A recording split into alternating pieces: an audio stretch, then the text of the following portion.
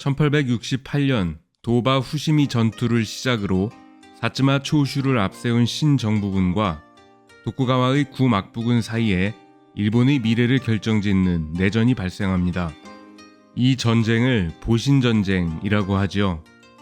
260년간 도쿠가와 막부를 지탱해온 충신 혹은 친인척 다이묘들이 당연히 도쿠가와 막부 편에 서서 신정부군과 대치했을 것으로 생각하기 쉽지만 꼭 그렇지는 않았습니다. 지금의 아이치현 서쪽 일대에 자리 잡고 있던 오와리번은 에도 막부를 지탱하는 세 가문 오와리 도쿠가와, 키슈 도쿠가와, 이토 도쿠가와 중 필두에 속하는 가문이었습니다. 서쪽의 다이묘들이 도카이도를 통해 에도로 침공해 들어올 때 이를 저지해야만 하는 요충지에 무려 62만 석에 달하는 영지를 소유하고 있던 오와리번은 도쿠가와를 버리고 신정부군에 가담하는 의외의 결정을 내립니다. 어떻게 이런 결정이 내려진 것일까요? 오와리번 14대 번주 도쿠가와 요시카츠는 텐노를 중심으로 외세를 몰아내야 한다는 존왕양이 사상을 가지고 있었습니다. 사상적으로는 오히려 신정부군이 내세운 기치와 가깝다고 볼 수 있겠죠. 이러한 사상적 배경 때문에 요시카츠는 에도 막부와 자주 충돌했고 결국 번주 자리를 동생에게 내주면서 강제 칩거 생활에 들어가게 됩니다.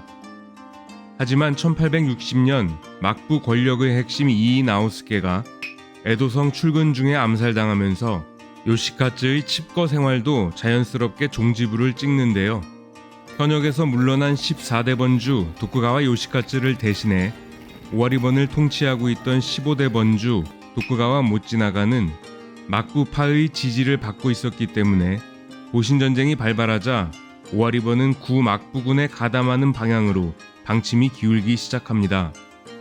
하지만 14대 번주 요시카츠의 칩거 생활이 풀리면서 여전히 14대 번주를 지지하는 세력이 오와리번에 남아있었고 자신의 평소 소신과 다르게 오와리번이 구막부군에 가담할 것을 우려한 요시카츠는 오와리번으로 급거 귀국, 15대 번주의 측근 3명과 번사 11명을 참수하고 20명을 처벌하면서 친막부파의 핵심 인사를 숙청합니다. 이후 오와리번은 신정부 측에 가담해 구막부군과 싸우겠다는 입장을 천명한 것이죠. 아이치현 나고야성 외곽 동문 쪽에서 약 200m만 들어오면 청송립 사건 유적비가 세워져 있는데요. 이 인근에서 14명의 오와리번 사무라이가 참수된 것으로 알려졌습니다. 무려 2,500석의 가록을 받고 있던 오와리번 필두 가로 와타나베 아리츠나도 참수되었는데요. 그의 저택이 청송립으로 불렸던 것에 유래해 이 비극이 청송립 사건으로 불리고 있습니다. 처형된 필두 가로 와타나베 아리츠나는 창의 명수로 이름을 날리며 나가시노 전투에서 사나다 노부츠나를 전사시킨 것으로도 알려진 도쿠가와 이에야스의 가신 와타나베 모리츠나의 직계 후손인데요. 도쿠가와 이에야스 충신의 후손이 풍전등화에 놓인 도쿠가와를 위해 싸우겠다고 주장하다가 도쿠가와의 후손에게 참수를 당한 아이러니한 상황이 발생한 겁니다. 도쿠가와의 창끝을 겨눈 오와리번에게 신정부 측은 즉각 전투부대 편성을 명령합니다.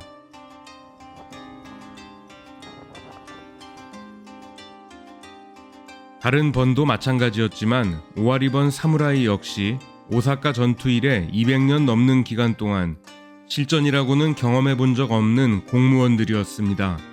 거기에 친정인 도쿠가와를 적으로 돌려야 하는 상황이다 보니 사기 또한 높지 않았습니다. 이때 감찰 역할을 담당하고 있던 가신 와타나베 에츠지로라는 인물이 아이디어를 하나 내게 됩니다. 오와리번에서 도박으로 생계를 꾸리고 있는 도박꾼들을 실전 부대에 투입하자는 제안이었는데요.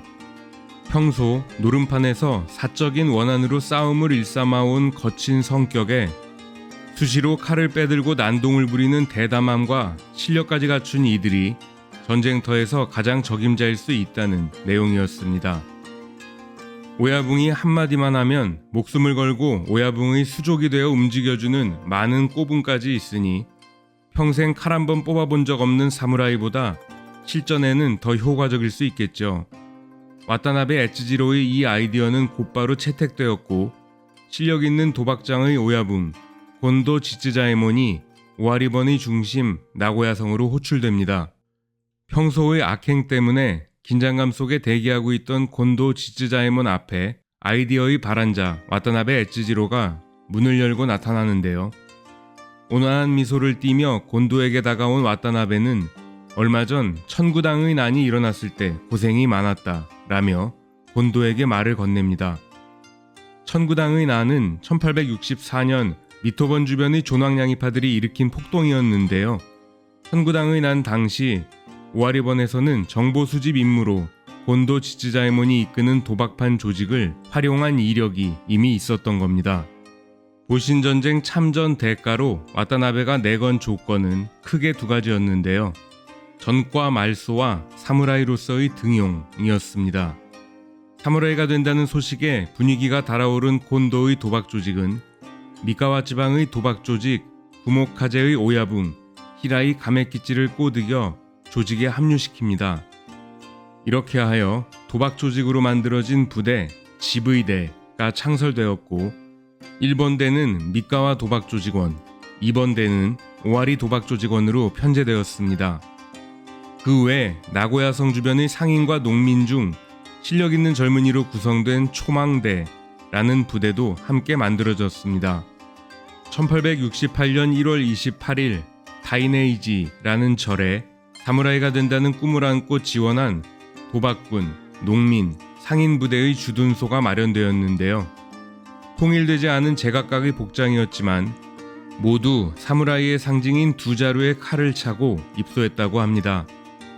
신선조가 만들어진 과정과 상당히 유사하죠. 두 자루의 칼을 차고 사무라이가 된다는 것이 막부말기 서민들에게 여전히 큰 로망 중 하나였음을 다양한 예를 통해 알 수 있습니다.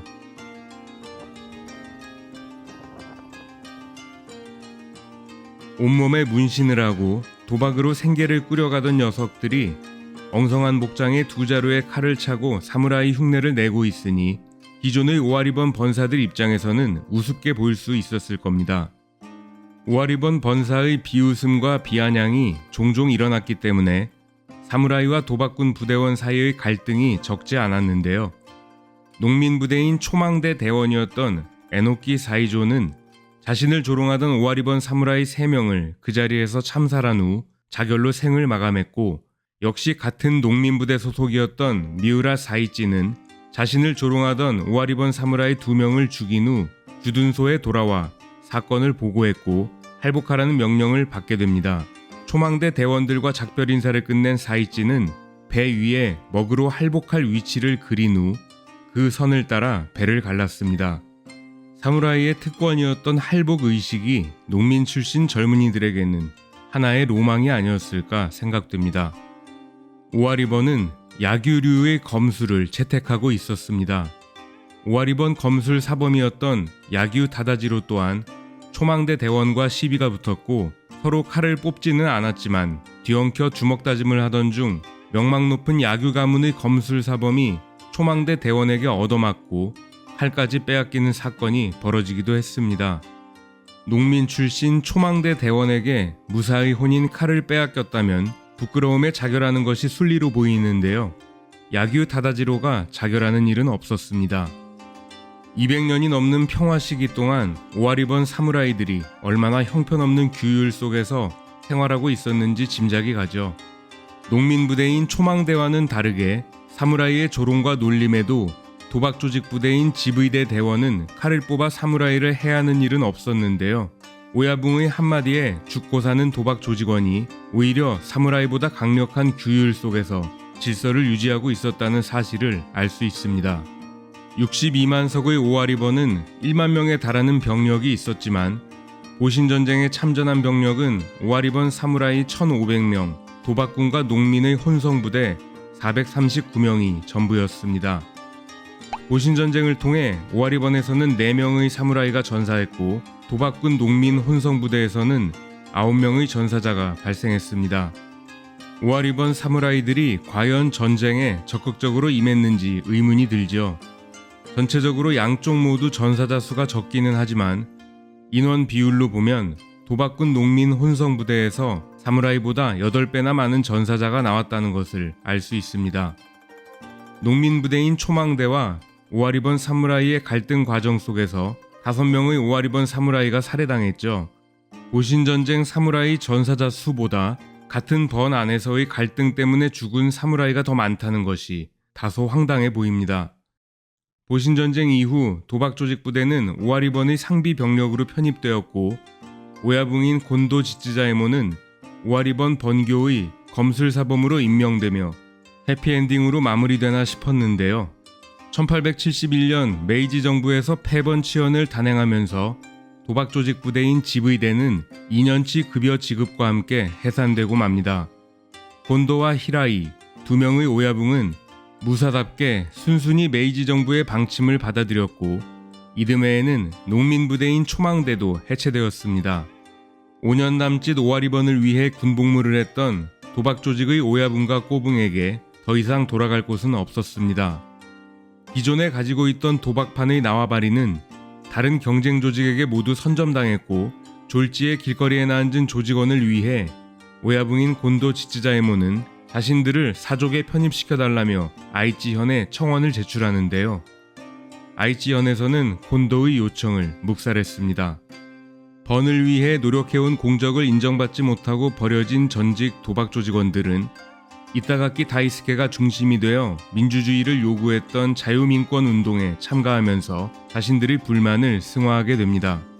메이지 시대 자유민권 운동에 에도 시대 도박 조직 출신 인물이 종종 보이는 이유의 배경에는 이러한 시대적 상황이 있었습니다.